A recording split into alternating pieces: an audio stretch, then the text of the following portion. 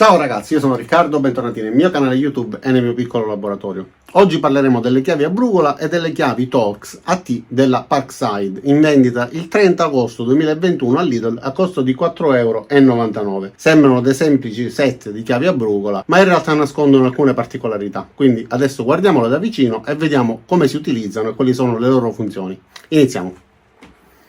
Vengono vendute all'interno di questa confezione, non c'è ovviamente alcun tipo di libretto di istruzioni, dietro c'è una semplice descrizione. Set chiavi a brugola AT, in acciaio S2 per quanto riguarda questa versione, supporto pieghevole in plastica, 11 pezzi in totale. Questa è la versione venduta nel 2021, quindi marchiata Parkside. Questa invece è una versione precedente, non mi ricordo in quale anno l'ho comprato, marchiata Powerfix, prodotte in Germania e sono prodotte da due aziende tedesche. Questo è prodotto dalla Meister Werkzeuger, dalla Meister Werkzeuger. Ok, questo quindi è un'azienda tedesca e sono in acciaio cromo vanadio. Quest'altra azienda tedesca invece è la Suki International, che sembra più una parolaccia, però mi sono informato sul web ed è un'azienda che produce proprio in Germania. C'è addirittura un video su YouTube in cui si vede proprio la fabbrica in cui li producono. Allora, adesso parliamo però della qualità di questi prodotti guardandoli da vicino.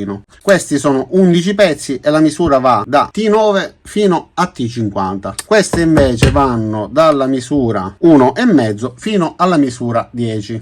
Prendiamo una chiave a caso di queste a brugola con la testa tonda e guardiamole nel dettaglio. Allora, questa è la chiave numero 4, su ogni chiave è riportata la misura sul gambo. La particolarità di queste chiavi è intanto sono molto resistenti, sono davvero dure e mi hanno consentito di lavorarci tranquillamente senza nessun problema. Solamente la più piccola l'ho deformata perché ho dato davvero molta forza su una vite un pochettino restia. Comunque la particolarità di questo tipo di chiave è questa testa tonda che ci permette di lavorare su delle viti che richiedono un'inclinazione diversa dalla solita. Questa ci permette di lavorare anche con un'inclinazione abbastanza abbondante, anche se quelle nuove mi sembra che abbiano una geometria un pochettino differente. Le ho guardate da vicino, volevo prenderle per il garage ma ho lasciato perdere, prima perché ne ho davvero tantissimi set e poi perché ho visto questa particolarità e quindi ho preso solamente quelle Torx che mi mancavano in questa versione. Come potete vedere, quindi riescono a lavorare tranquillamente anche con un'inclinazione differente dalle solite. Infatti di solito una chiave a brugola permette di entrare solo in questo modo e quindi girare in modo coassiale alla vite. E questa ad esempio è una di quelle situazioni in cui una chiave a brugola non riuscirebbe mai ad arrivare a questa vite in basso. Quindi con un tipo di chiave che ci permette di entrare e lavorare anche con una certa angolazione, siamo sicuri che possiamo riuscire a svitare con tranquillità anche viti difficilmente raggiungibili.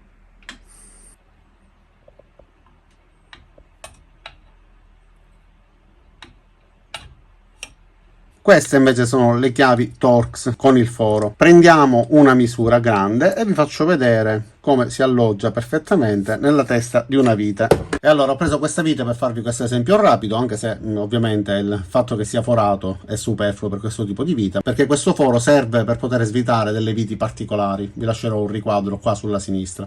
Ma vanno bene anche ovviamente per le viti che non abbiano quella particolarità, e queste si utilizzano in questo modo oppure in quest'altro modo e non ci danno la possibilità di lavorare in modo inclinato come l'altra, quindi semplicemente ruotandole come si fa con tutte le chiavi a brugola classiche. Allora però questo set ha delle particolarità, perché nell'impugnatura abbiamo la possibilità di utilizzare le chiavi praticamente trasformandole in chiavi AT. Si impugna in questo modo e ci consente di avere una maggiore forza, perché solitamente una chiave, se utilizzata in questo modo, obiettivamente non ci permette di applicare tantissima forza. Tante volte io mi aiuto per esempio con una chiave inglese messa in questo modo e quindi la forzo, oppure con l'utilizzo di una pinza eccetera. Invece con questa di qua si riesce a lavorare avendo un'impugnatura abbastanza ergonomica grande, che ci permette di applicare molta forza e lavorare tranquillamente. È possibile rimuovere la chiave semplicemente facendola scorrere verso dietro dopo aver ruotato l'impugnatura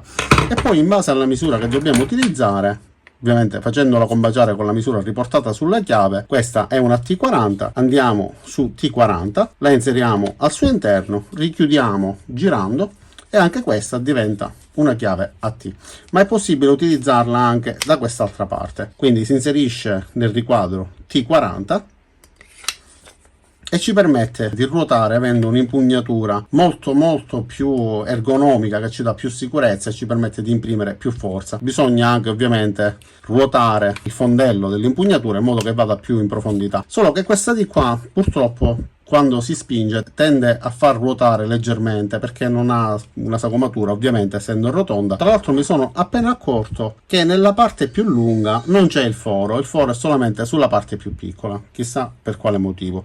Se voi lo sapete scrivetemelo nei commenti. E quindi questa è la particolarità di questo tipo di chiavi, semplice. Io sinceramente finora mi sono trovato molto bene, anche se ripeto ho utilizzato più che altro le misure piccole perché non ho necessità di svitare questa misura.